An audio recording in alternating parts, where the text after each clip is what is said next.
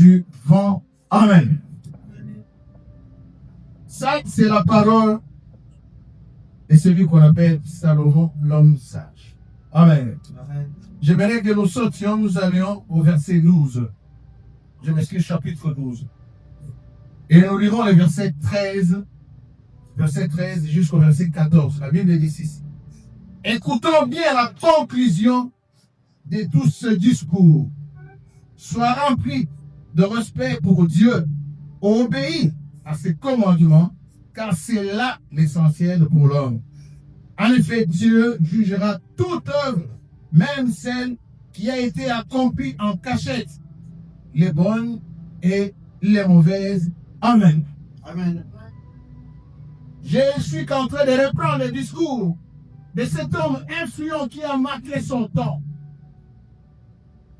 Il s'appelle donc Salomon. Salomon, vous le connaissez. C'est l'un des fils de David. Alléluia. Amen. Il a demandé à Dieu la sagesse. Mais par surcroît, Dieu lui a donné aussi les richesses. Amen. Alors, c'était un homme accompli. Il avait tout. Il avait la richesse, très intelligent, très sage. Mais en plus de cela, il était très riche. La Bible dit qu'aucun homme sur la terre pouvait avoir cette richesse qu'avait Salomon. C'est un homme qui avait atteint le sommet de la gloire. Une renommée haute, respectée par tout le monde. Si tu le cherches dans les terrains de sagesse, il était très sage. Il y a certaines histoires dans la Bible où on voit en tout cas c'était un homme qui s'est démarqué même par sa sagesse. Mais chose qui me donne à entendre un tel discours d'un homme qui était si riche, avec une grande renommée. Êtes-vous posé aussi cette question comme moi? Qu'est-ce qui lui est arrivé pour qu'il arrive à conclure comme ça? Cette expression résume le constat qu'il avait fait. Il a joui de tout ce qu'il avait, le bien, tout ça. Le château, il avait tout. Le plaisir, il était, tout le monde pouvait chercher à entrer en contact avec ça. Il avait des femmes participants. Qu'est-ce qu'il lui a manqué? Mais c'est le résumé de son histoire. C'est son discours qui m'a beaucoup touché. Il dit, j'ai vu que tout ce qui s'est fait sous le soleil, et voici, tout est vanité. Tout ce qui est vanité, c'est tout ce qui est la futilité, l'inutilité, tout ce qui est dérisoire, tout ce qui est passager. Des fois, nous tombons, bien aimés. Nous croyons après avoir continuellement, après avoir amassé tout ce qu'on pouvait avoir amassé, avoir des châteaux, avoir ceci, étudier beaucoup, faire de longues études. Moi, j'ai toujours dit, je ne suis pas contre ces choses. Allez-y. Mais il y a un après ça. L'argent peut te donner un bon chemin. Mais l'argent ne peut pas te donner un bon sommeil calme. L'argent peut te donner toutes les femmes du monde. Tu peux changer tout ce que tu peux changer. Mais l'argent ne te donnera jamais la paix dont tu as besoin. Beaucoup sont là de cœur vide. Ils n'ont pas de paix. J'ai vu des gens avec des millions dans les comptes, mais qui ne dorment pas toute la nuit. Vous n'avez jamais entendu ça? Bénissez le Seigneur, vous qui dormez. Je ne suis pas contre la richesse. Mais des fois, les contentements. Nous pouvons avoir de l'abondance et perdre l'essentiel. Mais pour avoir un bon équilibre, c'est avoir les deux. Alléluia. Amen. Si on n'a pas l'essentiel, tout ce qu'on a, ça devient vain. C'est ce qui a conclu ça. Au moins, lui, il s'est ressaisi. J'ai toujours dit aux gens, bien aimés, nous sommes des visiteurs ce matin. Nous sommes pendant un séjour. Un séjour qui va prendre combien de temps, je ne sais. Mais ce séjour-là prendra fin un jour. homme sage, il doit commencer à réaliser ça. Et ne non pas attendre que les pires arrivent pour qu'il comprenne. Je peux me mettre ici chaque jour, je vous prêche comment avoir la richesse. Mais si je ne vous dis pas la vérité pour ce qui est essentiel de votre vie, je n'ai pas accompli ma mission. Alléluia. Souffrez des fois attendre des choses pareilles. N'attendez toujours pas à vous prêcher comment vous allez voyager, comment vous allez faire des comptes à banque. N'attendez pas. Amen, amen. Amen. La déclaration de cet homme, Salomon, m'a touché. C'était un homme influent, je vous assure. Il était influent. Alléluia. Amen. Et même pour la construction du temple, pendant que son père était en train de faire la collecte, il voulait construire, il a dit non, non, non, toi ne construis pas. C'est ton fils qui va faire ça. On a tous en fait. C'est lui qui a construit le temple. Les privilèges de partout, il en a eu. Même mon Dieu Jésus, il a eu des privilèges. Mais à la fin, il a compris, il dit non. Non. Si le bonheur s'est limité seulement à cause de tout ce que j'ai ici, c'est que le bonheur là est vanité aussi. Le bonheur n'est pas centré sur le monde. Le bonheur n'est pas centré sur le bien de ce monde, ils sont placés. On peut les avoir. Voilà pourquoi j'ai toujours été d'accord pour les gens qui ont la facilité de partager. Partager. Vous avez quelqu'un qui souffre dans la famille, partagez. J'ai vu les gens mourir et laisser les comptes en bas. Mais pourquoi tu n'es pas parti avec ça? Pourquoi tu n'es pas parti avec ça? Je voyais un film de documentaire où on montrait un jeune qui avait hérité les biens de son père. C'était qui me venait dans le monde arabe, quelque chose comme ça. On appelle ça les Saoudiens, si ce n'est pas là comment on les appelle. C'était un jeune qui avait beaucoup, il faisait la folie avec son argent. La folie, je vous dis bien la folie. On montrait comment il entrait dans les bateaux avec des groupes de gens, c'était comme la fête. Lui-même, la manière dont il s'habillait, il avait des bijoux en or partout. Même son bateau, là, il y avait des or partout, partout des or. Des diamants. Mais on a montré la fin de sa vie. Et puis la mort est venue subitement. Il n'a même pas calculé ça. Crise cardiaque. On a cherché à les réanimer, ça n'a pas marché. Et puis finalement, il était en train de mourir, il est parti. Il a tout laissé. Mais sauf que dans son testament, il avait laissé le jour que je voulais enterrer moi avec lui. Il avait une voiture très chère. Même si on t'enterre avec la voiture, ça va produire après. Et puis on l'a enterré avec la voiture là. On a descendu la voiture avec des, comment on appelle, des billes là. Comment on appelle la grille, hein? Ça tenait la voiture comme ça. Très cher, la voiture était en train de descendre aussi. Dans la tombe. Et puis après, posons-nous la question. Après tout, qu'est-ce qui reste après? Voilà, Salomon a compris. Après tout ça, si on n'a pas de solution. Après tout, si Dieu ne suit pas dans ta vie, tout ce que tu fais, c'est une peine perdue. Je sais que c'est un message fort. Arrêtez de nous accrocher aux biens qui vont passer. Beaucoup sont accros au prix de tout. Je pèse bien mon mot, au prix de tout. On fait gagner le monde de cœur, votre âme. Et puis, ça part aussi fait amen.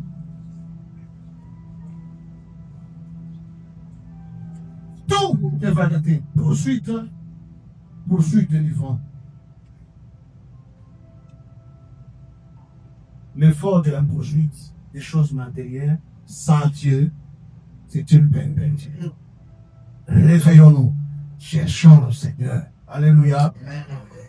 On a les comptes en banque, mais avec le Seigneur. On roule carrosse, mais avec le Seigneur. On fait des grandes études, mais avec le Seigneur. Mais si on fait tout ça, mais le Seigneur est en train de disparaître à petit feu. Donc vous montez avec la renommée, mais la présence du Seigneur dans votre vie est en train de disparaître. Et puis les gens, finalement, on ne voit même plus dans les choses de Dieu. Il y a un musicien Congolais qui a chanté, a dit qu'à cause de $100, tu es en train de sacrifier Dieu.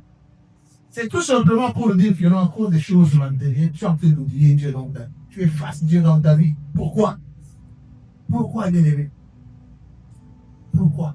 Même si les autres ne peuvent pas croire que Dieu, Jésus reviendra un jour, mais sache que tu mourras. Sache que tu mourras. La mort t'attend un jour. J'aime la conclusion de cet homme. La manière dont il a conclu, ça m'a beaucoup touché. Et nous allons vous attirer un peu sur sa conclusion. Il dit ceci. Écoutons bien la conclusion de tout ce discours. Sois rempli de respect pour Dieu et obéis à ses commandements. L'obéissance, la crainte de Dieu, bien-aimé, c'est la plus importante dans tout. Amen. C'est ce qu'il a compris. Si nous lisons la conclusion de Salomon, il a compris que la crainte de Dieu, c'est ce qui est le plus essentiel. Ce n'est pas d'abord le matériel. La crainte de Dieu. Est-ce que tu crains Dieu? Ou tu prends Dieu comme ton grand-père? La crainte de Dieu, la Bible dit, c'est le commencement de la sagesse. Si le Seigneur n'a pas de place dans ta vie, tu es un homme spirituel. Alléluia. Amen. Il a bien conclu ce temps, l'obéissance, la crainte de Dieu. Car c'est là l'essentiel pour l'homme. En effet, Dieu jugera toutes les œuvres, même celles qui ont été accomplies en cachette. Tout sera nu devant le Seigneur. Tout. La Bible dit ici, même les œuvres qui ont été faites en cachette, les hommes ne voient pas. Même tout ce que vous faites, les hommes, on ne vous voit pas. Mais quand le Seigneur va nous attendre en jugement, tout sera révélé. Tout sera mis en nu et à découvert. La Bible dit qu'il n'y a pas de choses qui sont cachées devant le Seigneur. Je peux croire que tu es en train de trafiquer avec le péché. Les hommes peut-être ne te voient pas. Mais souviens-toi que ton Dieu te voit. Alléluia. Amen. L'Éternel te voit. Ce qu'il veut de toi, ce n'est pas que tu puisses te perdre, c'est que tu puisses te ressaisir et revenir en ton sommeil. Amen. Le Seigneur ne veut pas la perdition ou la perte de net d'une âme. Il veut que toutes les âmes puissent se convertir, se repentir et revenir en lui. Alléluia. C'est ce que nous devons faire. Bien aimés, recherchons à avoir une bonne communion avec Dieu. Le Seigneur nous appellera en jugement un jour. Même les œuvres qui ont été faites en cachette. Même les choses qui ont été faites en cachette. Ces jours-là, le Seigneur va. Voilà pourquoi je conclue en disant ceci. Pensons qu'un jour va aussi passer. Personne n'est éternel ici sur la terre. Tous nous passerons un jour. Même si le Seigneur ne revient pas encore, mais nous passerons un jour. Si vous regardez la manière dont le monde est en train d'évoluer aujourd'hui, qu'est-ce qu'on n'a pas vu? Des signes accablants qui montrent que non, le monde est en train d'aller vers sa fin. La Bible dit qu'au dernier jour, les gens seront méchants. Le niveau de la méchanceté va monter encore le sommet. Qu'est-ce qu'on ne voit pas aujourd'hui? Pour rien, on est en train de tuer les gens, on est en train d'empoisonner les gens, pour rien, pour rien. Vous vous êtes disputé, vous vous séparez, il va te mettre donner le poison. Il tue quelqu'un. Pour la subtilité, on peut tuer facilement. Qu'est-ce qu'on n'est pas en train d'assister? Qu'est-ce qu'on n'est pas en train de vivre? Bien aimé, regardez, vous allez voir qu'aujourd'hui, nous assistons à l'injection de valeurs. Des fois, moi, je suis là, je demande à ma femme, je dis, peut-être que c'est nous qui sommes les Français ou comment? Vous voyez là où ceux qui auraient en train de poser des actes qui sont méchants. Non, il y a des gens qui sont derrière sans faire d'acclamer et de soutenir même certains actes méchants. Et vous vous posez la question, oh, c'est peut-être c'est moi qui suis dans l'erreur. Non, non, c'est comme ça que le monde évolue maintenant. Les gens sont prêts à clamer les bonnes, mauvaises choses. Mais le contraire, c'est quoi? Lorsqu'on pose des actes qui sont des bons actes, non, non, vous êtes réfutés par les gens. On commence même à vous critiquer. on dit c'est quoi? Le mal a pris la place du bien et le bien a pris la place du mal. L'inversion des valeurs. Ce sont des signes qui les ont pas. Que le monde est en train d'aller vers ça. Bien aimé, le monde est en train d'aller vers ça. Et même si le Seigneur n'en vient pas, sache que tu n'es pas un maître de ta vie. Personne n'est maître de ça. Gloire s'arranger à Dieu parce que nous sommes là ce matin. Nous nous sommes réveillés. Mais sachez que tout le monde ne s'est pas réveillé comme vous. Beaucoup l'ont voulu, mais non, ça n'a pas été possible aujourd'hui. Cloué, arrêtez. Il y a eu des crises cardiaques pour mieux que le jour en fait. Des morts subites, des accidents. Est-ce que toi tu as donné à Dieu pour que tu sois en vie jusqu'au jour? La Bible dit, mieux vaut un chien vivant qu'un lion mort. Les gens prennent toujours ce verset dans les bons sens. Peut-être que Dieu me laisse parce que je dois me bénir de me Dieu va te bénir. Mais comme toi tu es vivant, sache que le Seigneur te donne encore le temps de te repentir, de revenir. Alléluia. Parce qu'après la mort, il n'y a plus rien. Il n'y a plus de repentance après la mort. C'est maintenant qu'il faut se repentir. Dès que tu meurs dans tes péchés, la repentance n'a plus de place.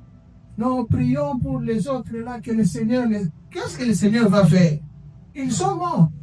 Ils attendent le dernier jugement, c'est fini. Tu vas prier pour qu'ils fassent quoi? Ils sont déjà morts. S'il est mort dans le péché, il n'est pas dans le fait. C'est tout. Et c'est maintenant. C'est maintenant. Il y a l'histoire d'un homme qui m'édifie, qui m'a toujours édifié. Spurgeon. Celui le créateur de Hebron. Un homme très influent. Il est né en 1955, je pense. Il est mort en 1911. En 2011, je suis. Très influent, très riche. Qui ne connaît pas ici le créateur de iPad, iPhone, ce que vous utilisez? Il y a un créateur de ça. Mais j'aime sa déclaration que j'aimerais lire aussi avec vous. Il a une très grande renommée, beaucoup d'argent. Il s'est fait beaucoup d'argent. Un milliardaire. Mais quand il a attrapé un cancer, vers la fin de sa vie, il a lutté avec ça pendant très longtemps. Mais pendant qu'il s'est mouru, il a fait des déclarations qui m'ont touché. Il a fait des déclarations, non. C'est tellement touchant. Il dit ceci. J'ai atteint le sommet du succès dans le monde. J'ai atteint le sommet du succès dans le monde des affaires. Aux yeux des autres, ma vie a été un exemple, une réussite. Mais en dehors du travail, j'ai peu de joie. Au final, la richesse à laquelle j'ai été habité n'a plus de sens en ce moment de ma vie. Quand nous aurons, écoutez bien ça, quand nous aurons accumulé assez d'argent pour notre existence, il faut poursuivre d'autres choses qui ne sont pas liées à la richesse. D'autres choses qui ne sont pas liées à la richesse. C'est quoi? C'est le Seigneur. Parce que vous allez comprendre. D'autres choses qui ne sont pas liées à la richesse.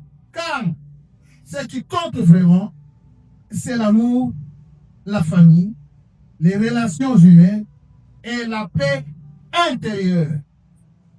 Qui peut donner la paix si c'est pas? Quelqu'un peut te donner la paix.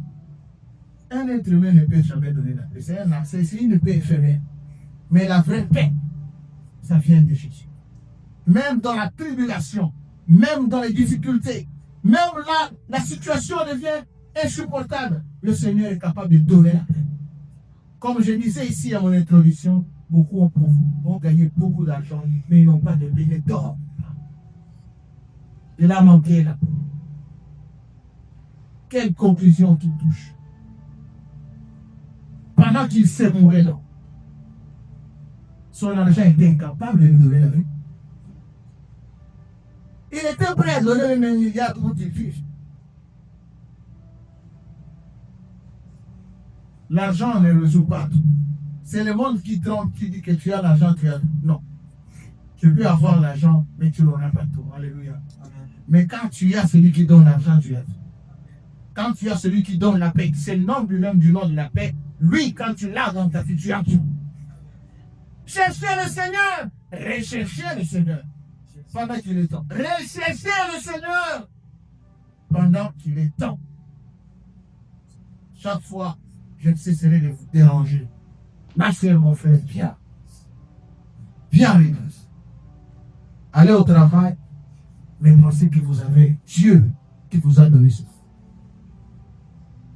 Amen, amen. Amen. Allez chercher l'argent, mais sachez que si vous avez cet argent-là, il y a quelqu'un qui vous a donné les souffles. Ne mettez toujours pas Dieu en arrière-plan dans votre vie. Non. Sans Dieu, c'est le vide qui reste. C'est ça la conclusion de ça. Si on a Dieu, tout ce que tu vas faire, c'est la poursuite du vent. Je ne sais pas si je parlais quelqu'un de ça. Je sens un calme. Mais je prie pour que ce calme-là soit une interpellation ce matin. Je ne sais pas, peut-être que tu t'es éloigné déjà de Dieu. Et tu es venu, je ne sais pas. Tu es venu seulement. Réconcilie tout avec ton Dieu. Amen, amen. Amen. Dis Seigneur, j'ai besoin de toi. Sans toi, ma vie n'a rien comme sens. Sans toi, c'est la mort. L'argent ne peut rien, ne peut pas tout me donner. Les richesses ne peuvent pas tout me donner. La renommée ne me donnera pas tout. Sans toi, ma vie n'a aucun sens. Est-ce que tu peux commencer à prier? Prions le Seigneur. Je ne vais pas être très long aujourd'hui. Élève ta voix, dis Seigneur, j'ai donné ma vie pour toi, ne me laisse pas. Pendant que le frère nous chante le dernier morceau, il a mis fin au règne de mes souffrances. Beaucoup souffrent encore parce qu'ils n'ont pas Dieu. Beaucoup sont en train, ils se cherchent, rien ne marche parce qu'ils n'ont pas Dieu. Mais si tu cherches ce Dieu-là, les choses peuvent commencer à changer. Alléluia.